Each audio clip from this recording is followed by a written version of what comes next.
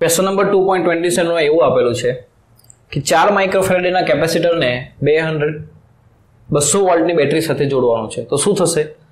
એમાં ઉર્જા સંગ્રહ પામશે અને એના પર વિદ્યુતભાર આવશે એની પ્લેટો પર. તો એની પ્લેટ ઉપર કેટલો વિદ્યુતભાર આવ્યો તે ગણીએ. તો Q શું થાય? CV. કેપેસિટન્સ કેટલું છે? 4 × 10 - 6. વોલ્ટેજ કેટલા છે બે કેપેસિટરની પ્લેટ વચ્ચે? બેટરી જેટલા, એટલે કેટલા? 200. એટલે 4 × 8 800 × 10 - 6 ઘાત કુલમ, એટલે 8 × 10 - 4 ઘાત કુલમ આટલો વિદ્યુતભાર એના ઉપર આવશે. બરાબર છે. હવે એમાં કેટલી ઉર્જા સંગ્રહ પામે તે ગણીએ. તો હાફ CV² આ સૂત્ર વાપરી, કારણ કે કેપેસિટન્સ ખબર છે ને બે પ્લેટ વચ્ચેનો વિદ્યુતસ્થિતિમાનનો તફાવત પણ ખબર છે. 4 × 10 - 6 અને V², 200 નો વર્ગ એટલે શું થશે? 2 નો વર્ગ 4 અને 10 - 4 ઘાત 2 ઘાતનો વર્ગ. તો 4 × 4 = 16, 16 ભાગ્યા 2 એટલે 8 × 10 - 2 ઘાત જૂલ આટલી ઉર્જા એમાં સંગ્રહ પામશે. એટલે આ એક કેપેસિટર છે જેના પર આપણે વિદ્યુતભાર સંગ્રહ કર્યા. હવે એને બેટરીથી છૂટું કરી દીધું. શું કર્યું? બેટરીથી છૂટું કરી દીધું અને એને હવે આપણે જોડવા જઈ રહ્યા છે એક એવા કેપેસિટર સાથે જેને ચાર્જ કરેલો નથી, એટલે જેના પર વિદ્યુતભાર કેટલા છે? 0. 2 માઇક્રોફેરેડેનો આવો કેપેસિટર છે. એને એની સાથે જોડીશું સમાંતરમાં. તો શું થશે? જેની પાસે વધારે વિદ્યુતભાર છે તે પોતાના વિદ્યુતભાર બીજા કેપેસિટરને આપશે. એટલે આમાંથી વિદ્યુતભાર આમાં જશે, એટલે એવું સમજીએ કે આમાંથી ઉર્જા આમાં જાય છે. તો આ વિદ્યુતભારની વહેંચણી થતી રહેશે. વહેંચણી જ્યારે અટકી જશે ત્યારે બંને પર કંઈક વિદ્યુતભારો હશે. આના પર Q1 જેટલા લઈ લઈએ અને બીજા ઉપર Q2 જેટલા લઈ લઈએ. આટલા વિદ્યુતભારો આના ઉપર આવી ગયા. હવે વહેંચણી બંધ થઈ ગઈ છે. વહેંચણી ક્યાં સુધી થશે? તો યાદ રાખવાનું કે વિદ્યુતભાર ત્યારે જ વહન પામે જ્યારે વિદ્યુત સ્થિતિમાનનો તફાવત હોય. એટલે આ બે પ્લેટ વચ્ચે ને આ બે પ્લેટ વચ્ચે વિદ્યુત સ્થિતિમાન જો સરખું થઈ જાય તો વિદ્યુતભાર અહીંયાથી અહીંયા આવવાના બંધ થઈ જાય. એટલે હવે બંધ થઈ ગયા છે, એનો મતલબ બંને છેડા આગળ વિદ્યુત સ્થિતિમાનનો તફાવત કેવો થઈ ગયો? સરખો. એટલે એને ગણવા માટે આપણે શું લેશું? તો બંને આગળનો વિદ્યુત સ્થિતિમાનનો તફાવત આ કન્ડિશનમાં જ્યારે વહેંચણી બંધ થઈ ગઈ છે ત્યારે કેવો થઈ ગયો છે? સરખો. તો વિદ્યુત સ્થિતિમાનનો તફાવત V = શું લખાય? Q/C. તો Q1 બરાબર શું થશે? C1 / C2 × Q2. C1 કેટલું છે? 4 માઇક્રોફેરેડે. C2 કેટલું છે? 2 માઇક્રોફેરેડે to Q2. તો આ 2Q2 થશે. તો Q1 બરાબર શું આવ્યું? 2Q2. બરાબર છે. હવે વિદ્યુતભાર સંરક્ષણના નિયમ પરથી વિદ્યુતભાર સંરક્ષણના નિયમ પરથી શું કહી શકાય? તો કુલ વિદ્યુતભાર પહેલા કેટલા હતા? Q+0 એટલે Q, અને પછી કેટલા છે? Q1 + Q2. તો જેટલા હતા એટલા ટોટલ રહેશે. ખાલી બે વચ્ચે વહેંચાયા છે. ટોટલ તો જેટલા બે પર હતા એટલા જ પછી પણ રહેશે. આનો સરવાળો પહેલા કેટલો હતો? 0. પછી કેટલો છે? આટલો, Q1 + Q2. તો Q1 ની જગ્યા પર આપણે 2Q2 મૂકી દઈએ તો આ 3Q2 બરાબર શું થશે? Q. એટલે Q2 બરાબર શું થશે? Q/3. તો આ Q2 નો જવાબ આવ્યો. તે જ રીતે Q1 શોધીએ તો 2Q2 છે Q1 બરાબર, તો શું થશે? 2Q/3. આ Q1 નો જવાબ આવ્યો. હવે બંને પરના વિદ્યુતભાર ખબર પડી ગયા તો એ બંનેની કુલ ઉર્જા શોધી શકીએ.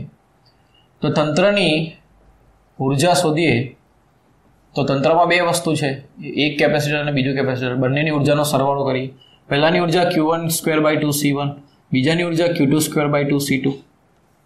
બરાબર છે. કિંમત મૂકીએ. Q1 ની કિંમત 2Q/3 એટલે 2 નો વર્ગ 4, Q નો વર્ગ Q² ભાગ્યા 3 નો વર્ગ 9 અને 2C1, C1 ની કિંમત 4 માઇક્રો એટલે 4 × 10 - 6. તે જ રીતે Q2² ની કિંમત Q/3 એટલે Q²/9 અને C2 ની કિંમત 2. C2 કેટલું છે? 2 માઇક્રોફેરેડ, 2 × 10 - 6. આમાં તમે જુઓ તો શું થશે? આ 4 કેન્સલ. બરાબર. Q² ભાગ્યા 9 કેટલો થશે? 18 × 10 - 6 અને Q² ભાગ્યા 9 ચોક 36 × 10 - 6 આટલું થશે. બરાબર. 9 × 18 અને 9 ચોક 36. હવે લસા લઈએ તો 36 લસા થશે. 18 × 2 36, અહીં તો 36 છે જ.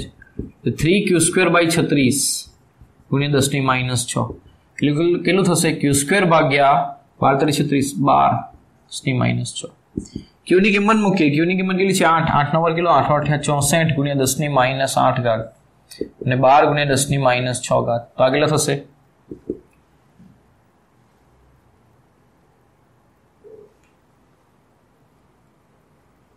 કેટલો થશે કેટલા વડે ભાગ ચાલશે તો 4 × 3 = 12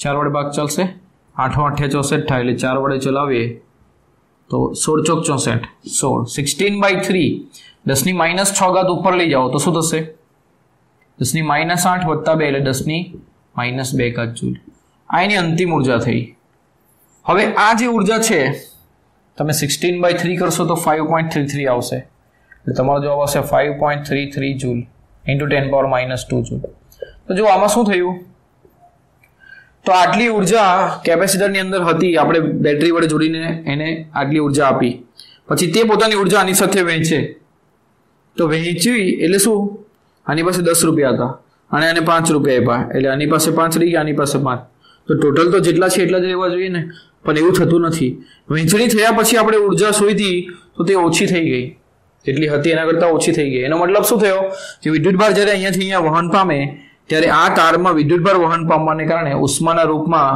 અથવા તો વિકિરણના રૂપમાં એ ઉર્જા વ્યય પામે તો અહીંયા વ્યય થતી ઉર્જા વ્યય પામતી ઉર્જા કેટલી થશે તો બેનો તફાવત લેવાનો શરૂઆતની ઉર્જા માઇનસ અંતિમ ઉર્જા એટલે તમે 8 × 10⁻² માઇનસ 5.33 × 10⁻² કરશો તો એ તમારો જવાબ આવશે અને તે કેટલો થશે 8 - 5.33 કરો એટલે તમારો જવાબ 2.67 × 10⁻² જૂલ તો આટલી ઉર્જા વ્યય પામશે આપણને વ્યય પામતી ઉર્જા પૂછેલી તો આ પ્રક્રિયા ધ્યાનમાં રાખવાની આ જ પ્રક્રિયા ફોલો કરવાની આવા 3 દાખલા છે જે તમે આ જ રીતે ગણી શકો